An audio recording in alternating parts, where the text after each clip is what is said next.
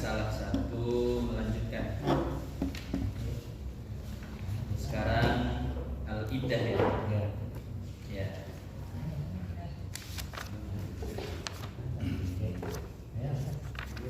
Hari mana? Hari Kamuci ya.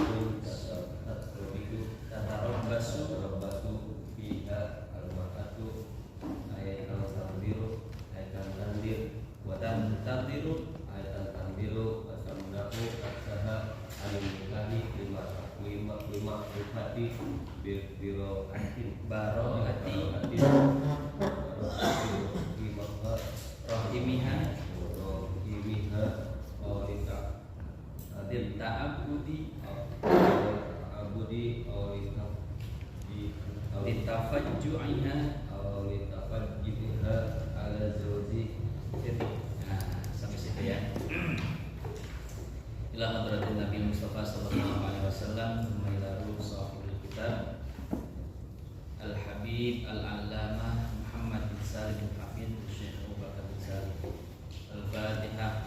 Bismillahirrahmanirrahim. Alhamdulillahirabbil alamin arrahmanir rahim iyyaka na'budu wa iyyaka nasta'in.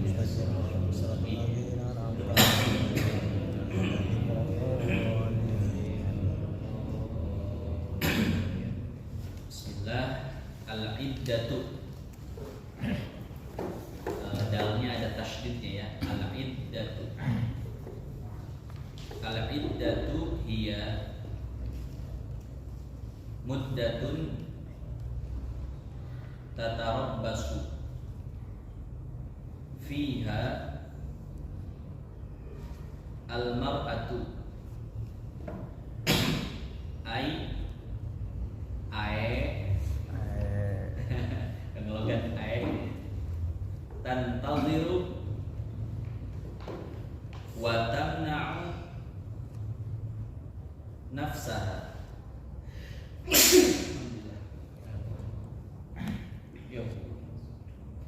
Anin nikahi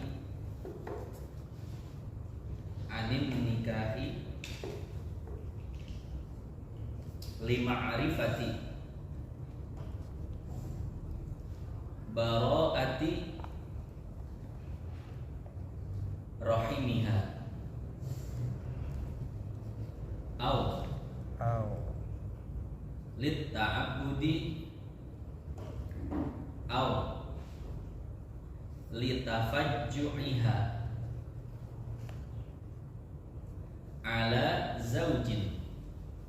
Titik. Sekarang kita artikan. Al-iddatu artinya masa tunggu. Al-iddatu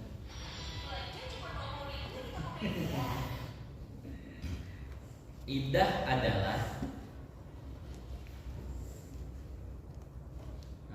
al-iddatu iddah hiya adalah muddatun masa tunggu tatarabbasu bisa paket aja ya. Tatarabbasu fi hal mar'atu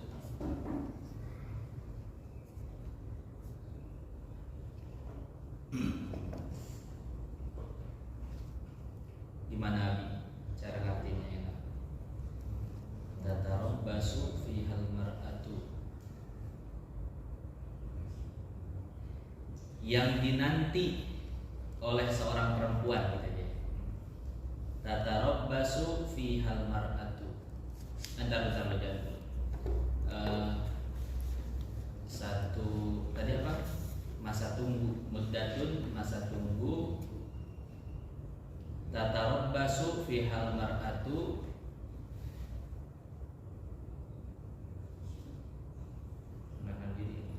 menahan diri ya.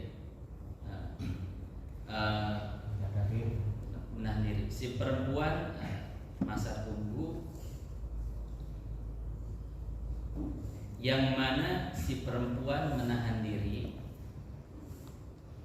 yang mana si perempuan menahan diri,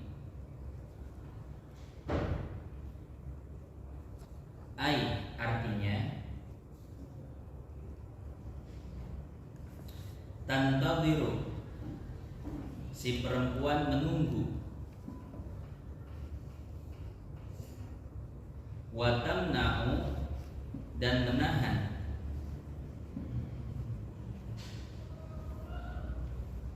nafsaha, dirinya, anin nikahi, dari pernikahan, lima rifati, untuk mengetahui,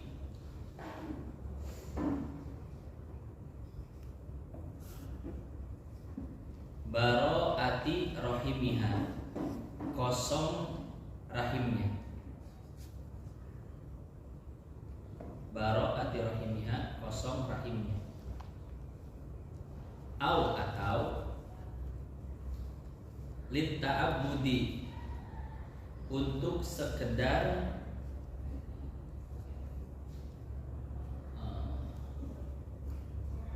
apa enaknya litta'abudi, untuk sekedar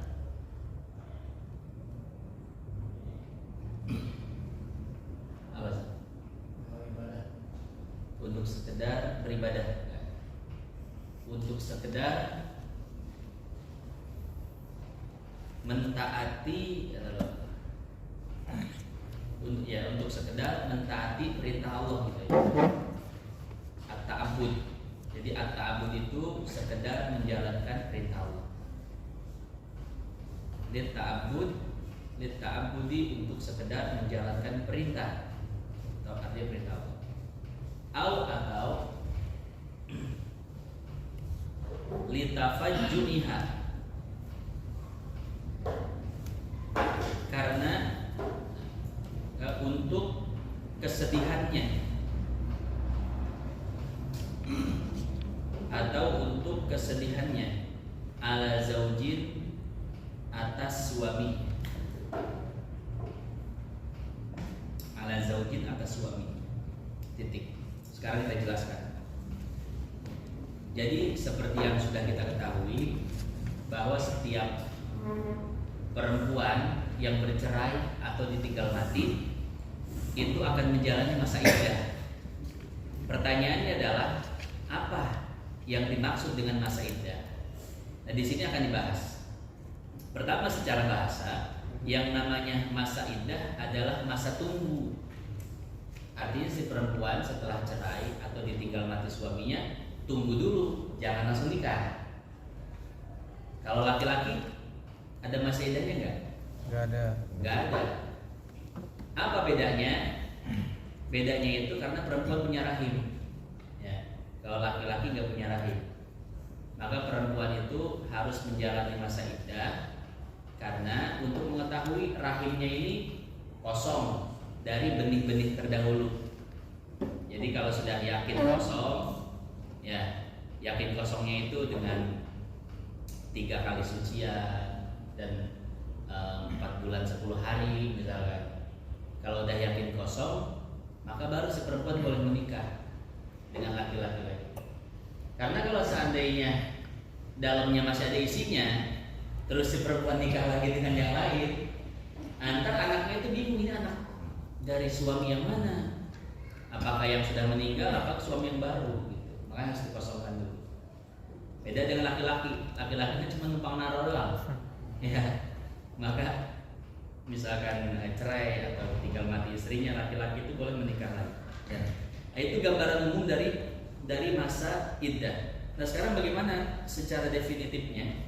Secara definisi, al-iddatu, yang namanya iddah, muddatun, masa tunggu.